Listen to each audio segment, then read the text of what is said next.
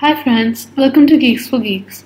This is a video tutorial on how to check whether a given string is an interleaving of two other given strings.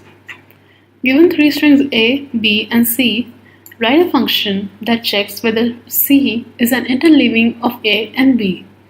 C is said to be interleaving A and B if it contains all the characters of A and B and order of all the characters in individual strings is preserved.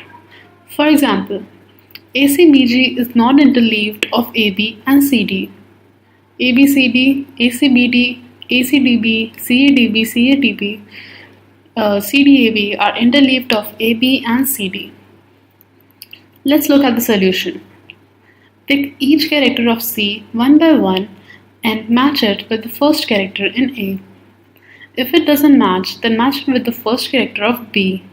If it doesn't even match with the first character of B, then we return false.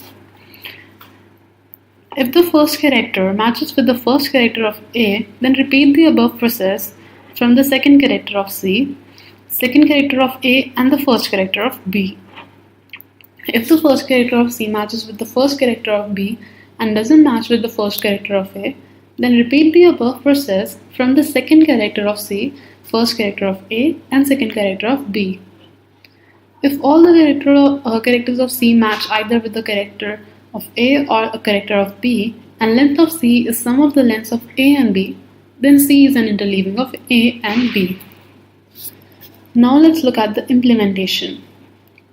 Iterate through all the characters of C, match the first character of C with the first character of A. If matches, then move A to next, that is, if star A is same as star C, increment A. Else, match the first character of C with the first character of B.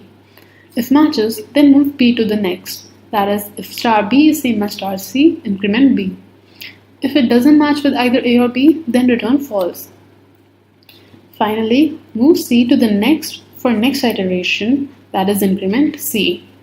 If A or B still have some characters, then length of C is smaller than the sum of lengths of A and B, so return false. That is, if star A or star B, return false.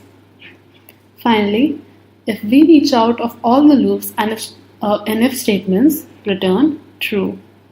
The time complexity of this solution is order m plus n, where m and n are the lengths of the string A and B respectively. Thank you for watching. Please leave us your likes and comments.